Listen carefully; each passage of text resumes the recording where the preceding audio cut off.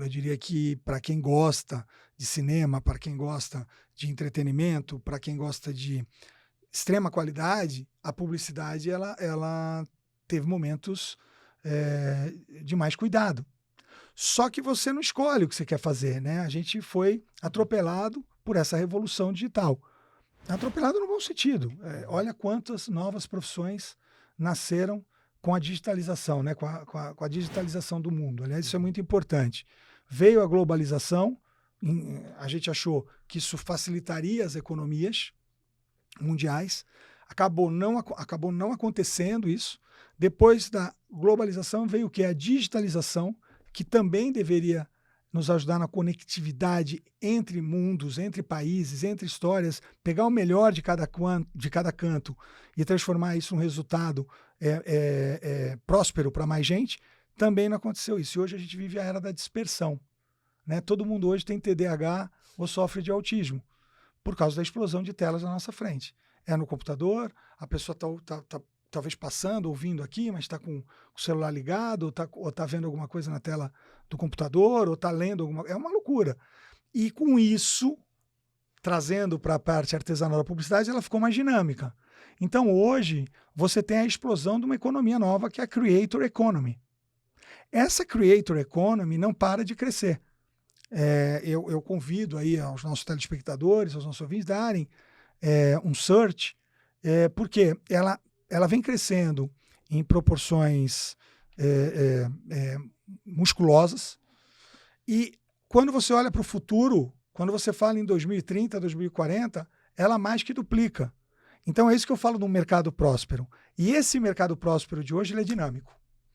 Então o artista grava no celular e às vezes faz mais sucesso do que aquele trabalho artesanal de dias. Poxa, então você está dizendo que não vale a pena? Não, não estou dizendo isso. Mas a concorrência está mais difícil e o trabalho está mais dinâmico. De quando eu comecei para hoje, eu posso garantir para você que tudo ficou mais rápido. Não tão rápido quanto se imagina, a ponto de se filmar, se gravar, se produzir, entregar o resultado, como muitas vezes a gente vê nesse novo nicho chamado creators. E o que tem dado extremo resultado, mas muito mais rápido do que já foi. E aí, se você perguntar como é que você vê o futuro, eu acho que não tem volta. Eu acho que os jovens eles já estão chegando no mercado como uma pessoa que toca todos os instrumentos de uma banda inteira. E sobre essa parte você falou bastante sobre agilidade, sobre o comportamento de como as pessoas consomem conteúdo, né? Que foi uma coisa que agilizou bastante. Assim, no meio, sei lá, falando de vídeo aqui, que é um meio que eu tô inserido, né? A gente tem esse programa, eu também gravo os vídeos curtos aqui pra Isto É. A gente tem meio a regra de ouro nos vídeos curtos, que é, poxa, você tem 3 segundos pra chamar a atenção da pessoa. Que é, poxa, muito pouco. Às vezes, quando eu falo com gente que trabalhava com marketing, com produto, fala, pô, na minha época a gente falava de 30 e a gente achava muito pouco também. Aí, pô, hoje em dia 3 é muito menos, assim. Como é que é lidar com essa questão das pessoas estarem hiperconectadas, com essa pessoa da pessoa fazer aquele scrolling muito rápido? Para você isso, como é que você enxerga esse contexto? Você já falou que acha que não volta, né, esse certo Eu comportamento. tendo a acreditar que não vamos retornar, pelo menos não de imediato. Às vezes, antigamente se perguntava como é que vai ser daqui a 5 anos. Poxa, se a gente conseguisse saber como é que vai ser daqui a 1 ano, já tá Ano bom, que né? vem já tá ótimo, né? Mas a tua pergunta seria em relação a como é que eu enxergo essa velocidade avassaladora.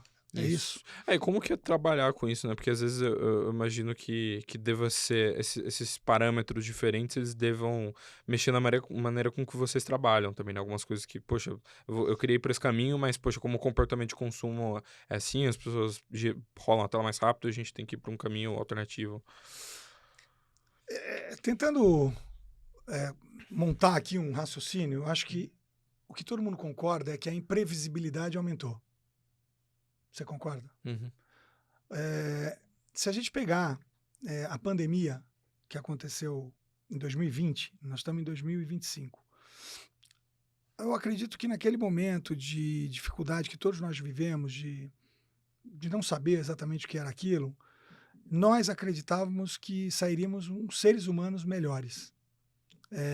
Eu lembro muito da gente discutir sobre futuras campanhas com bombeiros, com enfermeiras, com lixeiros, com pessoas que salvaram a vida de todos nós. Mas, diante dessa imprevisibilidade, quase que junto com a pandemia vieram 2 guerras também. A guerra da Ucrânia e a guerra do Iraque. A guerra de Israel. Isso criou, além de imprevisibilidade, um aumento do medo. E o aumento do medo em todos nós, por mais que você seja uma boa pessoa, ela te torna um pouco mais egoísta. E agora, com o passar disso, a gente começa a conviver de forma natural com as guerras que estão acontecendo, com essas mudanças estrondosas de governos, que é de extrema direita ou de extrema esquerda. Opa! Né, o que, e eu não tenho, nem estou aqui para avaliar, mas é que eu acho que por que precisa ser tão extremo? E a gente começa a criar um comportamento humano cada vez mais, pelo menos nesse momento, egoísta. O que tudo que a gente imaginou que não fosse acontecer pós-pandemia. Então, esse comportamento do consumidor, que é o comportamento da maioria, nós temos 8 bilhões e meio de pessoas no mundo. Né? É importante porque a gente às vezes fala e parece que a gente está dizendo uma verdade absoluta para um segmento. Não, nós estamos aqui discutindo, conversando sobre verdades provisórias, porque a gente não está aqui, não é? Olha, é isso para sempre. Não, é isso diante desse momento. E diante desse mundo que viveu todas essas transformações num curto espaço de tempo. E quando você olha para as grandes potências, sejam os Estados Unidos, a China e ainda uma parte da Europa, você não vê um caminho seguro. Você vê questionamentos.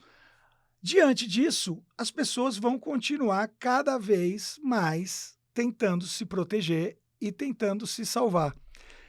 E aí, quando você entra no mercado de publicidade, quando você entra no mercado de venda, seja de produto, de serviço, de marca, você vai tentar saciar essa ansiedade da pessoa, porque nós somos uma resposta ao anseio do consumidor.